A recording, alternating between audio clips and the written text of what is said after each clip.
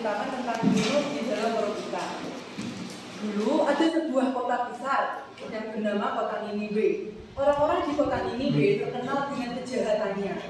Lalu Tuhan mengutus Yunus untuk pergi ke kota Niniwe. Yunus, kamu pergilah ke kota Niniwe. Suruh orang-orang di sana untuk bertobat.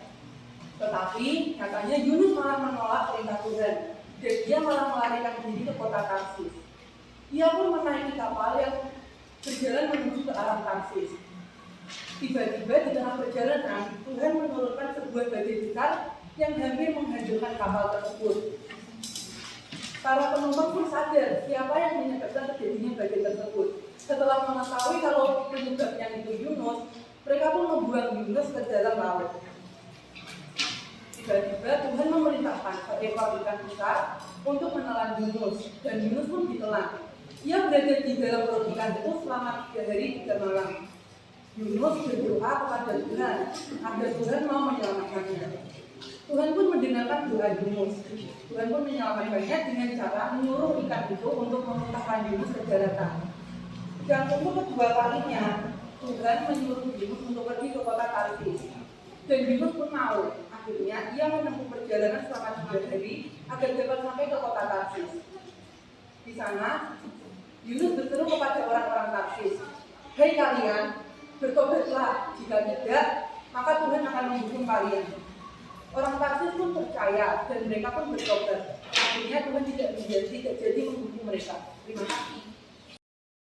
Saya masih dulu dari kelas 11 ke 4. Di sini saya akan menceritakan kisah tentang Simson. Zaman dahulu ada seorang perempuan yang bernama Manoah. Dia tidak bisa melahirkan anak atau mandu. Namun suatu hari malaikat mendatangi Manoah dan berkata bahwa ia akan segera melahirkan anak laki-laki yang punya kekuatan. Tetapi anak laki-laki itu tidak boleh mencukur rambutnya selamanya.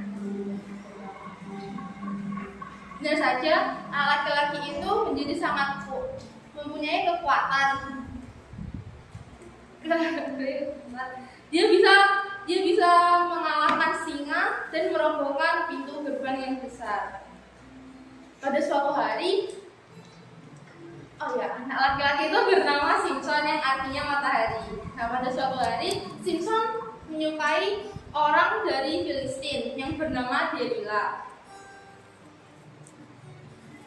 Delila, karena orang-orang Filistin tahu Delila berkencan dengan Simson, orang-orang Filistin membujuk Delila untuk mencari tahu apa kelemahannya Simson. Lalu Delila terus memaksa Simson agar memberitahu kekuatannya, kelemahannya itu dari mana. Lalu Simson memberitahu bahwa kekuatannya itu ada di rambutnya, jadi rambutnya tidak boleh dipotong agar kekuatannya tidak hilang. Lalu pada suatu malam, Delila dan orang Filistin memotong rambut Simson. Lalu Simson dibawa ke Filistin untuk bekerja di sana, dan pada suatu hari Simson dibawa oleh para raja untuk ditertawakan dan dipermalukan di sana. Simson diikat di 2 tiang kanan kiri.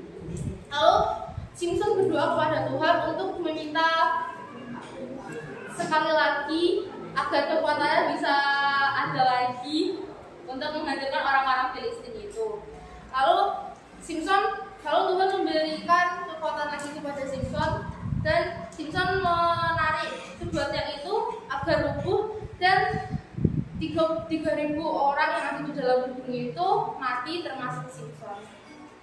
Jadi pesan moral yang dapat kita ambil dari kisah Alkitab ini adalah kita harus selalu meminta pertolongan hanya kepada Tuhan. Sekian dari saya, terima kasih Tuhan sudah. Saya dan Alisa kalau mau. Lalu saya akan menceritakan tentang cerita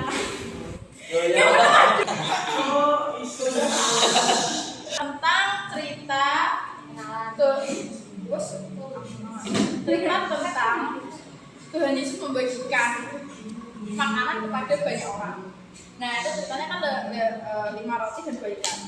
Jadi pertamanya Tuhan Yesus itu mendarat dari sebuah kapal, lalu dia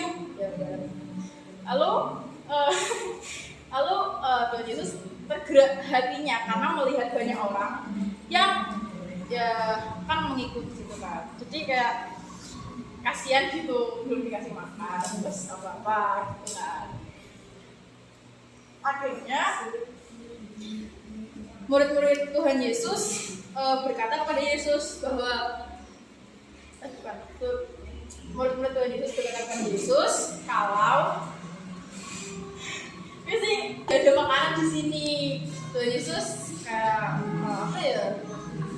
Kayak tak kasar lah. Bukan disuruh sih apa ya? Dikasih saran untuk orang-orang yang di situ mencari makanannya sendiri. Tapi Tuhan Yesus menolak, aku yang harus kasih makan. Nah, 5 ikan, sih 2, 5 roti dan 2 ikan.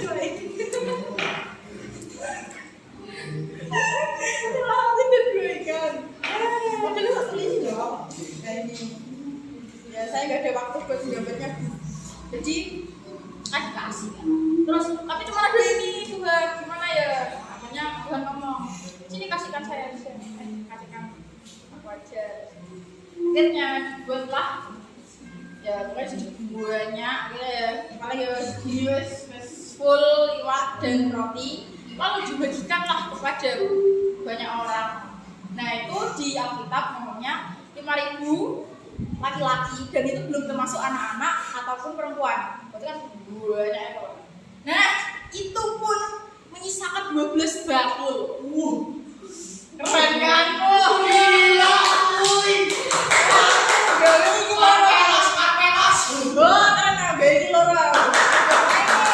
Ini dikali 4. Ini kali 4. Ini isinya iwak kalau gini.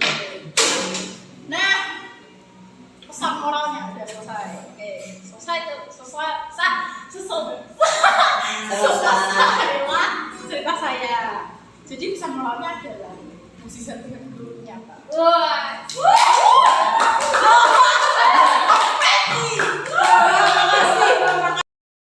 Perkenalkan, nama saya Ananda Karuna dari kelas 12 kelas 3. Di sini saya akan menceritakan Yusuf yang dijual di Mesir oleh saudara-saudaranya. Pertama, Bapak Yusuf sangat sayang kepada Yusuf karena dia merupakan anak terakhir, sehingga saudara-saudaranya sangat iri kepadanya. Yusuf dapat mengartikan mimpi, salah satunya yaitu bekas-bekas gadung mengelilingi dan sujud menyembah kepada Yusuf. Kedua, Yusuf juga bermimpi tentang matahari, bulan, dan 11 bintang yang sujud menyembah kepadanya. Dengan begitu saudara-saudaranya sangat merasa iri karena mimpi yang ditafsirkan oleh Yusuf. Suatu hari Bapak Yusuf menyuruh Yusuf untuk menemui saudaranya di perkebunan yang mengembalakan domba. Yusuf bertemu saudara-saudaranya yang sedang mengembalakan kambing dan domba. Tiba-tiba saudara Yusuf mengambil jubah Yusuf dan mencopotinya, lalu melemparkan Yusuf ke dalam sumur yang kering. Agar perbuatan mereka tidak diketahui oleh bapaknya, maka jubah itu dicelupkan ke darah hewan kambing. Darah. Kemudian saudara-saudara Yusuf mengatakan kepada ayah mereka bahwa Yusuf telah mati dimakan oleh hewan buas. Kemudian saudara-saudara Yusuf menjual kepada pedagang Mesir yaitu Potifar. Pedagang Madian itu menjual Yusuf kepada Potifar, kepala pengawal Raja Firaun di Mesir. Yusuf bekerja sangat rajin di Mesir sehingga dia disukai oleh banyak orang. Karena ketampanannya, Yusuf disukai oleh istrinya yaitu istri Potifar. Sehingga Yusuf difitnah oleh istri Potifar dengan dia difitnah melecehkan oleh istri Potifar. Sehingga Yusuf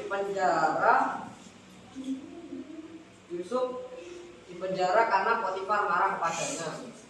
Meskipun di penjara, Yusuf tetap berdoa pada Tuhan Yesus karena dia sangat setia. Di Di dalam penjara Yusuf bertemu dengan dua juru minum dan juru roti. Juru minum bermimpi melihat 3 tangkai anggur, mengerasnya dan memberikan kepada Firaun. Namun juru roti bermimpi membawa 3 bakul roti namun habis dimakan oleh burung. Yusuf mengartikan bahwa dalam 3 hari juru minum akan bekerja dalam istana. Namun Yusuf mengartikan dalam juru roti bahwa dia dalam 3 hari akan dihukum mati.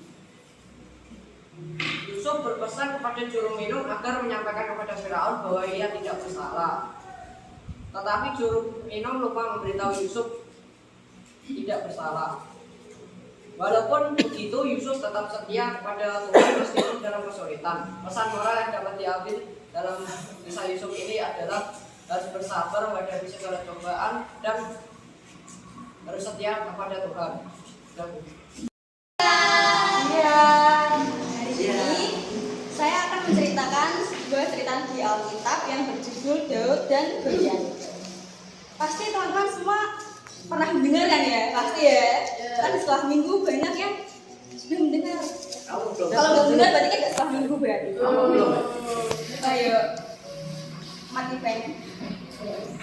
Nah, ini saya menceritakan tentang Daud dan Goliat. Orang Filistin sekali lagi datang menyerang ke orang Israel. Ketika saudara Daud yang paling tertua ikut dalam tentara Saul, maka dalam suatu hari Isai berkata kepada Daud, bawalah gandum dan roti ini untuk kakakmu yang ada di medan perang, dan lihatlah apakah kakakmu baik-baik saja. Setelah Daud sampai di dalam perkemahan tentara itu, ia berlari ke barisan tentara dan mencari kakak-kakaknya.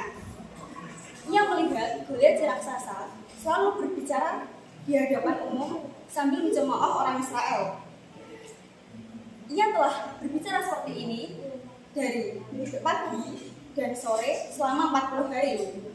Ia berteriak, pilihlah seseorang di bangsa Israel untuk membunuhku. Jika dia bisa membunuhku, kami, bangsa Filistin, akan menjadi hamba-hambamu.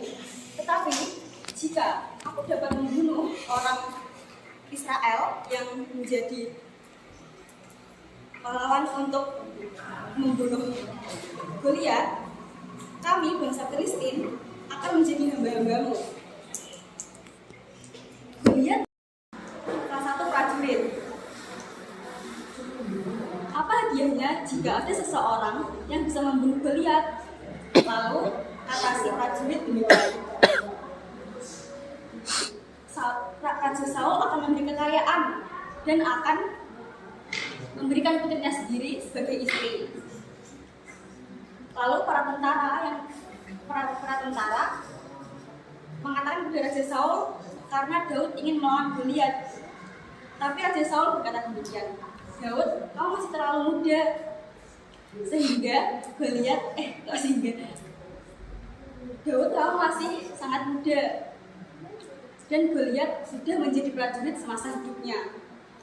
Tapi Daud belum percaya diri menjawab, saya telah membunuh banyak beruang dan singa yang akan mencelakakan domba-domba ayah saya, dan orang Filistin akan begitu di tangan saya. Dan Daud juga berkata seperti ini lagi, Tuhan akan membantuku. Lalu setelah Raja Saul mendengar itu, Raja Saul berkata seperti ini, baiklah, pergilah dan semoga Tuhan menyertaimu. Daud pergi mengambil 5 batu licin di sungai dan mengantonginya di kantong gembalanya. Kemudian ia mengambil petaka dan maju menemui raksasa itu. Ketika Goliat melihat Daud, ia seperti pasti Daud akan gampang dibunuh. Lalu Goliat berkata, coba kemari dan akan kuberikan dagingmu untuk burung-burung dan hewan-hewan di padang gurun ini.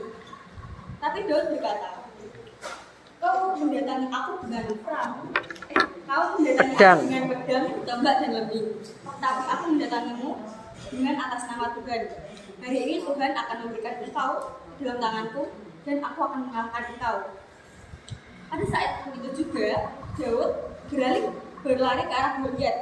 Ia mengambil sebuah batu dari kantongnya, menaruhnya dalam ketapelnya dan melontarkan dengan sekuat tenaga. Batu itu melayang dan langsung terkena di Goliat. Goliat pun terjatuh dan mati. Ketika orang Filistin mengetahui bahwa pahlawannya sudah jatuh dan mati, orang Filistin berlari ketakutan. Mereka semua melarikan diri. Orang Israel mengejar orang-orang Filistin itu dan menang dalam pertempuran itu. Sekian dari saya, terima kasih. Siap. Siap. Ini saya akan cerita tentang Bahtera Nuh. Pasti kalian pada tahu semua kan? Iya. Bumi dipenuhi manusia, namun mereka begitu berdosa sehingga Tuhan menyesal telah menciptakan mereka. Tuhan memutuskan untuk mendatangkan air bah agar menyapu bersih semua orang jahat dari muka bumi. Ada seorang yang bernama Nuh yang tidak seperti manusia lain yang jahat. Nuh mengasihi Tuhan dan amat taat kepadanya. Tuhan memutuskan untuk menyelamatkan Nuh dan keluarganya dari air bah itu. Tuhan memperingatkan Nuh bahwa air bah akan datang. Ia menyuruh Nuh untuk membuat bahtera dengan atap pendek dan 3 tingkat, 1 jendela dan 1 pintu saja. Karena ketaatan itu, Nuh membuat perahu itu. Lalu Tuhan menyuruh Nuh mengumpulkan segala jenis binatang, masing-masing 2 ekor, 1 jantan dan 1 betina. Nuh, keluarganya dan hewan-hewan berbaris memasuki bahtera dan Tuhan menutup rapat-rapat pintu perahu itu. Turunlah hujan selama 40 hari 40 malam. Gunung paling tinggi pun terendam oleh banjir. Sementara itu, Nuh, keluarga dan hewan-hewan yang dibawanya aman di dalam perahu besar yang terapung di atas air bah itu. Tak sedetik pun Tuhan melupakan Nuh. Air pun mulai surut. Perahu Nuh terdampar di gunung Ararat. Nuh melepaskan burung merpati. Ketika burung merpati itu tidak kembali, Nuh tahu bahwa air sudah reda. Setelah semua tanah kering, Tuhan menyuruh mereka keluar dari perahu. Tuhan menaruh sebuah pelangi di langit sebagai janji Tuhan bahwa Ia tidak akan pernah lagi mengenangi bumi dengan air bah. Sekian dari saya, terima kasih. Ayub merupakan seorang yang benar dan salah di hadapan Allah. Ia juga seorang yang sangat kaya. Ia memiliki banyak keledai, lembu, dan juga domba. Nah, pada suatu hari, Allah mengizinkan iblis untuk mencobai Ayub dengan sangat berat. Mulai dari kematian anak-anaknya, penyakit kulit yang dideritanya, bahkan harta bendanya yang seketika lenyap. Selain itu, istrinya yang meminta Ayub untuk mengutuki Allah, Ayub untuk mengutuki Allah juga mati. Demikian juga sahabat-sahabatnya yang datang kepadanya untuk menghibur, justru malah berpikir bahwa hal yang dideritanya adalah karena dosa-dosanya. Namun, Ayub tidak pernah mempersalahkan Tuhan. Meski sempat ragu, ia tetap percaya kepada Tuhan. Bahkan, imannya semakin kuat kepada Tuhan.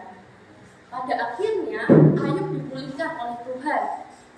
Ia memiliki anak lagi dan bahkan putri-putrinya merupakan orang-orang paling cantik di negeri-negeri timur. Selain itu, Ayub semakin kaya, bahkan lebih kaya daripada sebelumnya. Nah, Ayub dari yang kaya menjadi miskin, tapi karena imannya kepada Tuhan, ia dipulihkan lagi, bahkan lebih daripada sebelumnya.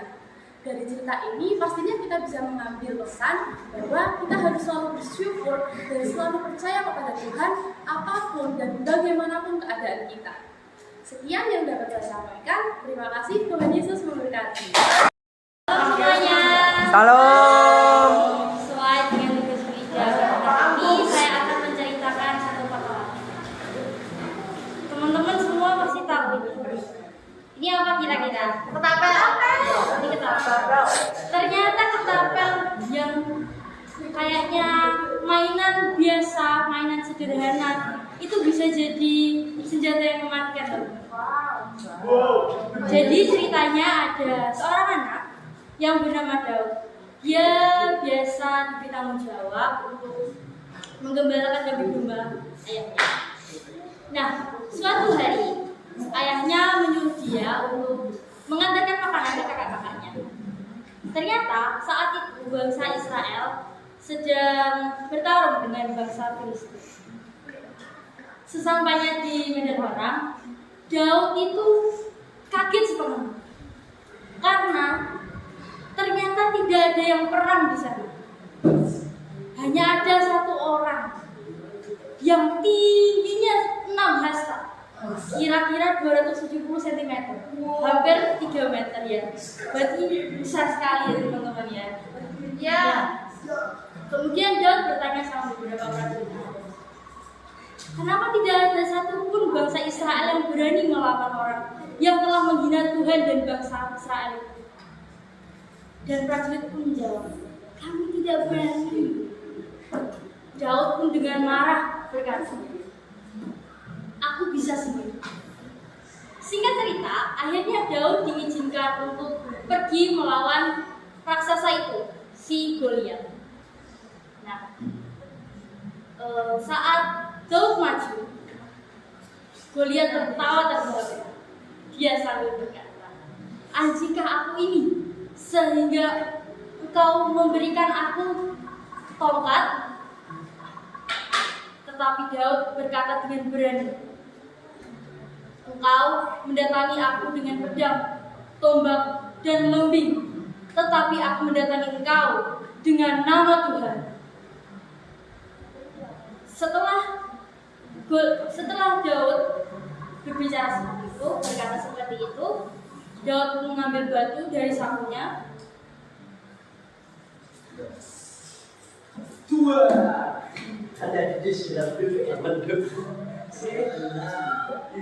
mengayunkan ali-alinya,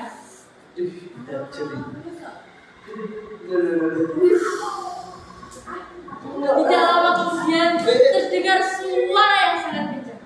Ternyata sang raksasa tersebut roboh.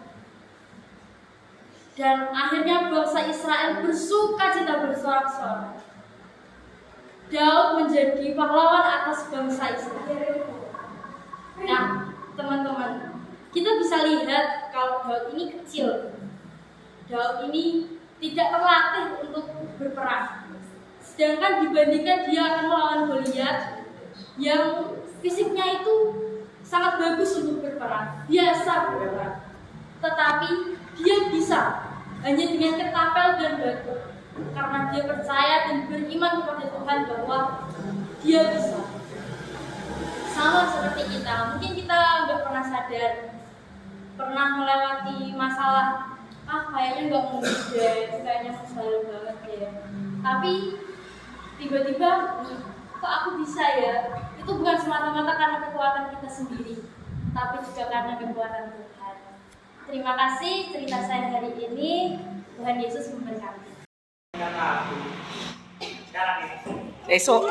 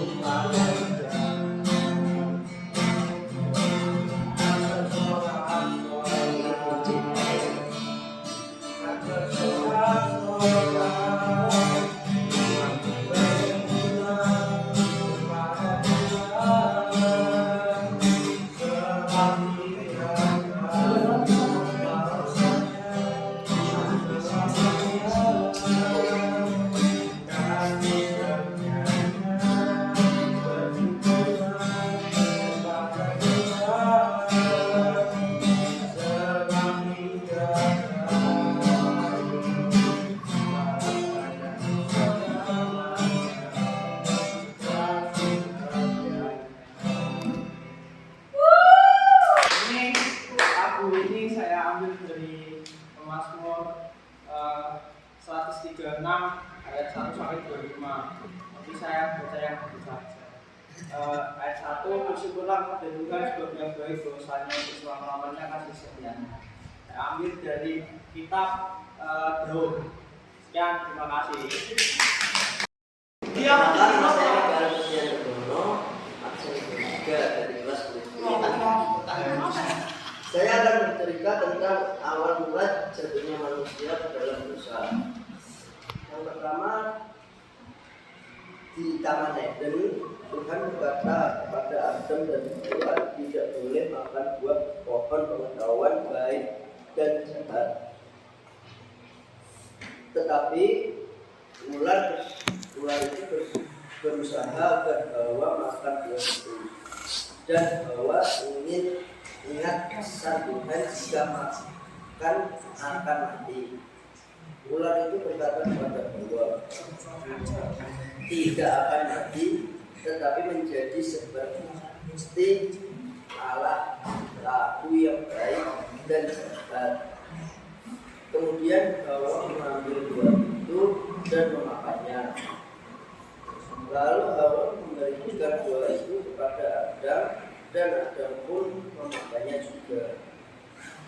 Tiba-tiba mereka menjadi tahu mereka teladang, lalu menutupi badannya dengan daun pohon ara.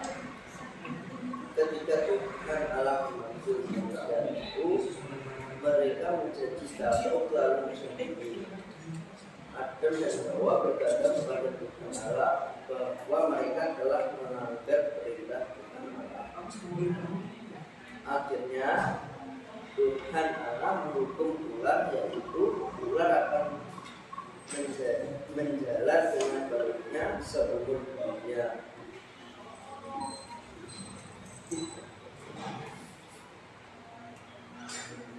Tuhan Allah menghukum Hawa, yaitu akan kesakitan ketika melahirkan anak. Tuhan Allah menghukum Adam, yaitu Adam akan mencari rezeki dari tanah seumur hidupnya. Dan Tuhan Allah membuat pakaian dari kulit binatang untuk dipakai Adam dan Hawa. Tuhan Allah mengusir mereka dari Taman Eden, dan malaikat Tuhan menjaga pohon kehidupan. Sekarang manusia harus susah payah bekerja keras untuk mencari makanan. Ayat hafalan yaitu terambil dari Mazmur 8 ayat 19. Ya aku kesalahanku, aku cemas karena dosaku. Sekian, terima kasih. Dan seorang guru. Yesus mengajari kita apa yang Allah nak. Anda sebagai dia yang lebih tinggi harganya. Kita tentang persembahan seorang janda ini diambil dari kisah kitab Perjanjian Baru di Lukas 21. Suatu hari ketika Yesus berada di bait suci, Yesus melihat seorang wanita telah memasukkan 2 koin kecil ke dalam kotak persembahan. Dia memberitahu para muridnya, janda miskin ini memberi lebih dari siapapun. Semua orang memberi sedikit menjadi kekayaan mereka, tapi dia memberikan semua yang dia miliki dalam kemiskinannya.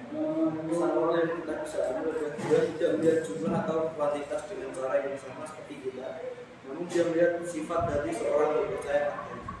Sekian dari saya.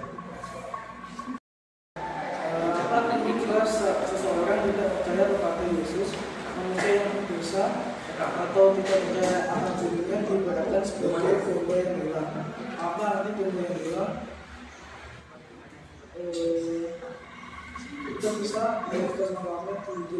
dewasa.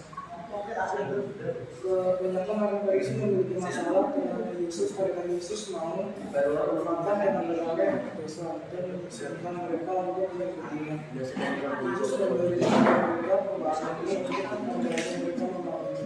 Jika satu dari kami memiliki dan bahkan jika keinginan tidaklah, kamu akan meninggalkan sisa dan pergi dan mencari kebenaran. Jika kamu menunjukkan kamu sangat bahagia dan memberitahu semua orang bahwa kamu menunjukkan kebenaran, kamu akan menemukan teman dan karya kamu dan cara yang sama ketika orang pulang ambil banyak di surga. Karena Yesus juga akan menyelamatkan mereka yang hilang dan dia tidak akan pernah menyerah kepada mereka. Setelah